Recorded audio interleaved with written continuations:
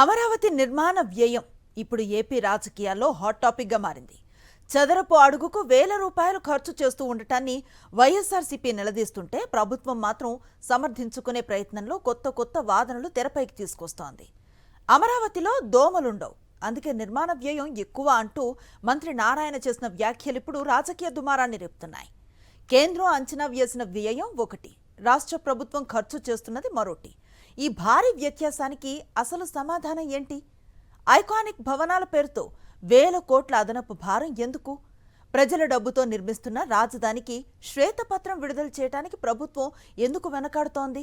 మరోవైపు వైఎస్ జగన్ తెరపైకి తెచ్చిన మావిగన్ ప్రతిపాదన కూటమి సర్కార్ను ఎందుకు కలవరపెడుతోంది? అమరావతి ఖర్చు, ప్రజలపై అప్పుల భారం, ప్రభుత్వ సమాధానాలపై సమగ్ర విశ్లేషణతో ప్రముఖ జర్నలిస్ట్ కొమ్మినేని శ్రీనివాసరావు కామెంట్ ఇప్పుడు చూద్దాం. ఏపీ రాజధాని అమరావతిలో దోమలు ఉండబోవట, ఇది నిజంగా మంత్రి నారాయణ చెప్పిన మాట.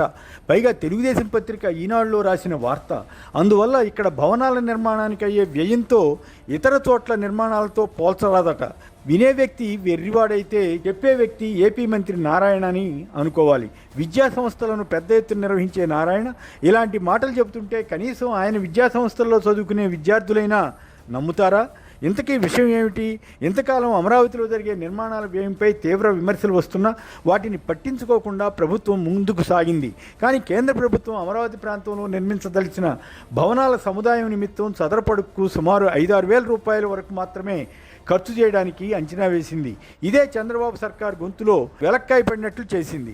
కేంద్రంతో పోల్చితే 4 రెట్లు అధికంగా వ్యయం చేస్తుండడంపై రాష్ట్ర ప్రభుత్వం మీద విమర్శలు చెలరేగాయి. చదరపు అడుగుకు రాష్ట్రం సుమారు 17,000 రూపాయల నుంచి 20,000 రూపాయల వరకు వెచ్చిస్తుండడంతో అవినీతి భారీగా ఉందన్న ఆరోపణలు వెల్లువెత్తాయి. దీనిపై మాజీ సీఎం జగన్ ప్రభుత్వాన్ని నిలదీశారు. దానికి ప్రభుత్వం బదులివ్వలేకపోయింది. ఈ నేపథ్యంలో ఎలాగోలా తాము చేస్తున్న అధిక వ్యయాన్ని సమర్థించుకోవడానికి నారాయణ గత కొన్నాళ్లుగా రకరకాలుగా తంటాలు పడుతున్నారు. అమరావతిలో ఇలా వేల కోట్ల వ్యయం చేయడంపై ప్రజల్లో కూడా అసహనం పెరుగుతోంది. దీనికి ప్రత్యామ్నాయంగా జగన్ మావిగన్ అనే ప్రతిపాదనను తీసుకురావడం మరింత సమస్య అయింది. దాంతో జగన్ పైన, వైసీపీ పైన ఏవేవో ఆరోపణలు చేయడం, అమరావతి ఖర్చును సమర్థించుకోవడానికి నానా పాట్లు పడడం టీడీపీ వంతు అయింది.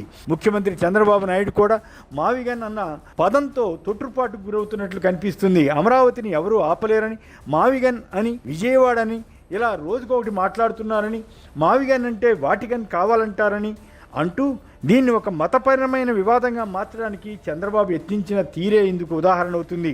ఎక్కడైనా రాజధానిలో ప్రజలు ఉంటారు, కానీ చంద్రబాబు మాత్రం దేవతల రాజధానిని సెంటిమెంట్ డైలాగ్ చెప్పి ప్రజలను మభ్యపెట్టాలని చూస్తుంటారు. అమరావతి దేవతల రాజధాని అయితే మరి మిగిలిన రాష్ట్రం అంతా ఏమిటని కొందరు ప్రశ్నిస్తుంటారు. ఇప్పుడు ఏకంగా వాటికన్ ప్రస్తావన తెచ్చి తన అసహనాన్ని బయటపెట్టుకున్నారు. చంద్రబాబుకు నిజంగానే మావిగన్ అంటే భయం ఏర్పడకపోతే జగన్ చేసిన ట్వీట్ను సోషల్ మీడియా ప్లాట్ఫామ్లపై లేకుండా పోలీసుల ద్వారా ఎందుకు చేశారో చెప్పాలి.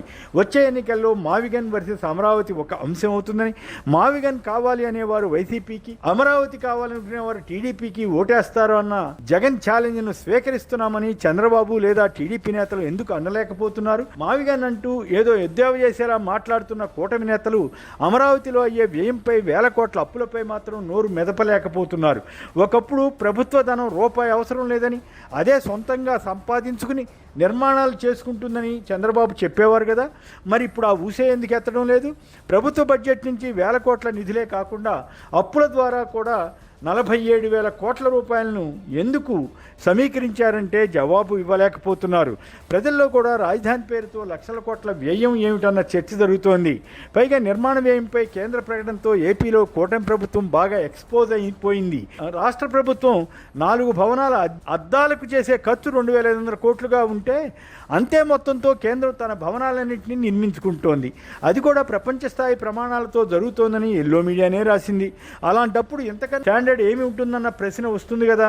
దీంతో నారాయణ సాధారణ నిర్మాణాలకు, ఐకానిక్ భవనాలకు పోలిక అంటూ కొత్త వాదనను తెర మీదకు తీసుకొచ్చే యత్నం చేశారు. ఈ వ్యాఖ్య అర్ధరహితంగా కనిపిస్తుంది. ఢిల్లీలో పార్లమెంటు భవనానికి 16,900 రూపాయలు చదరపు అడుగు ఖర్చు అయిందని, తెలంగాణ సచివాలయానికి అడుక్కు 13,762 రూపాయలు ఖర్చు అయిందంటూ ఏవో కాకి లెక్కలు చెప్పడం ఆరంభించారు. అది నిజమే అయితే అంతా కలిపి పార్లమెంటు భవనానికి సుమారు 1,100 కోట్లు, తెలంగాణ సచివాలయానికి 1000 కోట్ల లోపు మాత్రమే ఎందుకు ఖర్చు అయింది? ఏపీలో మాత్రం సచివాలయ భవనాలకు సుమారు 10,000 కోట్ల వరకు ఎందుకు ఖర్చు చేస్తున్నారన్న దానికి సమాధానం దొరకదు. దీనిపై ఎందుకు శ్వేతపత్రం ఇవ్వలేకపోతున్నారు?